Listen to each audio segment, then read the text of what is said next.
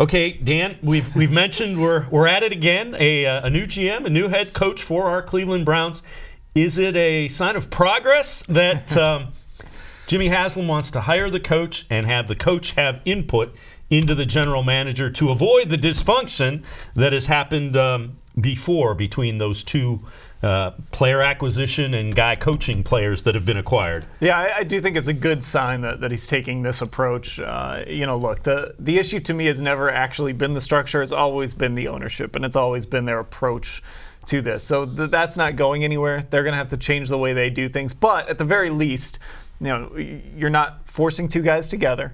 You're not bringing in a GM like John Dorsey and saying, well, you've got to keep this coach that just went 1-31. You're not bringing in Sashi Brown and forcing a head coach on him that maybe he didn't want.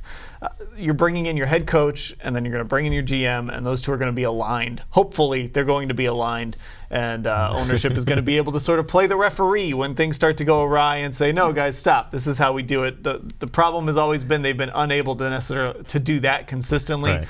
But hopefully, this structure is going to be more aligned and work a little smoother.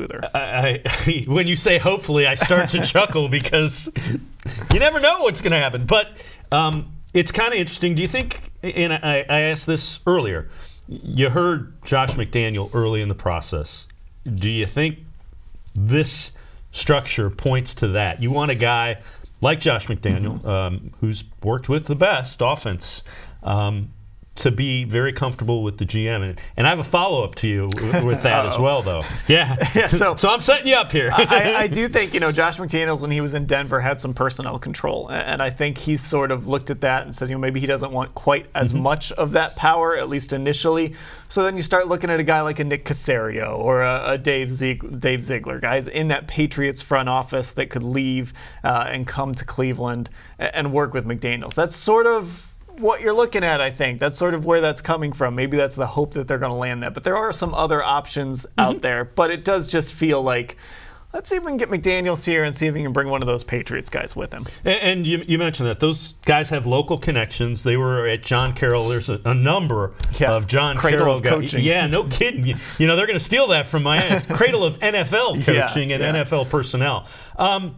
You mentioned Caserio, Ziegler, McDaniel. The question I have, though, does it work if Bill Belichick isn't there? Because, it's not like you look at the Patriots and you go, boy, they got a lot of talent.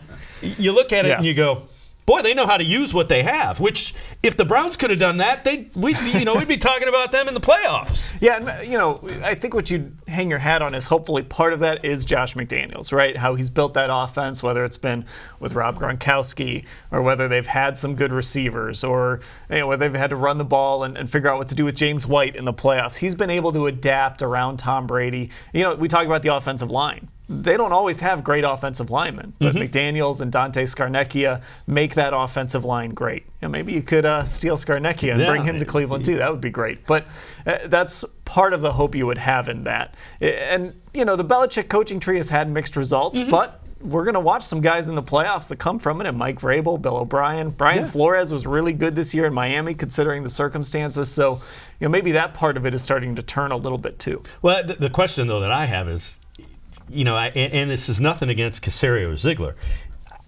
Isn't Belichick identifying the guys and telling them, go get me? So my question is are the personnel guys at the Patriots, is it going to be McDaniel saying, go get me that guy? Does that work? That's that question.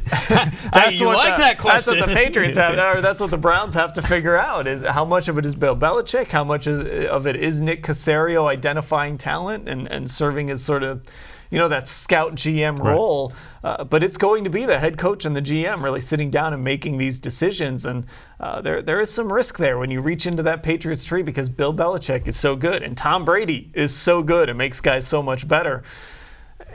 Again, I hate to say this, but I guess we'll see. That's the way it is with Jimmy Haslam and everything this ownership group does. You can talk a good game, but we'll see once the games start. Now, there are some holdovers from the John Dorsey regime, Elliott Wolf among them. Is there any way he ascends? He's a guy that is always mentioned as potential, a potential GM guy. So Jimmy Haslam essentially ruled that out yesterday. But again, I think that was one of those situations where if they get the person they want or the people they want, then Elliot Wolf will stay in the assistant GM role. If they have to go back and maybe settle for Mike McCarthy, then maybe you say, okay, let's just make Elliot Wolf the GM. Right now, I don't think the plan is for Wolf to be the GM. I think if it was the plan, then they probably would have already made the move. Are you fairly certain that it's that Patriot mix that they really want in McDaniel and either Caserio? And by the way, Caserio, his contract's up, so he was he wanted to go. I can't remember which team it was. There were some Texans rumors. I think it was, and they blocked that move. So he refused to sign an extension on his contract. So he's pretty much free to go. Yeah, he's free to go, and it sounds like Houston wants to keep their setup with Bill O'Brien kind of running things as the GM there, so that's really not an option. So it's set up if that's the direction they want to go. And then the other thing to watch, of course, is if they go with Stefanski, do they bring back Andrew Barry, who's a guy that the Haslams really like. He left the organization. He wasn't fired. He just decided to leave when kind of the Green Bay guys took over. He worked here for a year, and then he decided to go to Philadelphia. Would they maybe try and bring him back? And then, of course, you'd have to ask, would he want to come back here? He knows what this building is like. He knows what it's like in Berea. And now, obviously, he's got those Paul DePodesta ties. That might be why he would come back. Right. But he's got a good thing going in Philadelphia, too, which is a model organization. Would he want to come back? He's really young. He's got a long career ahead of him, but we also know what the Browns can do to some of those long careers. Are you? Is there any other name that you've heard that is a potential guy to at least listen out for? I just think that's really kind of the main list right now. I don't think there's as huge a pool for the GM as there's the coach. And part of that is because we don't know who the coach is going to be. And they want to get that in place first. I would just think the main core to keep an eye on right now is those two New England guys, Andrew Barry. And, let's just kind of put Elliot Wolf away a little bit, and maybe they circle back on that.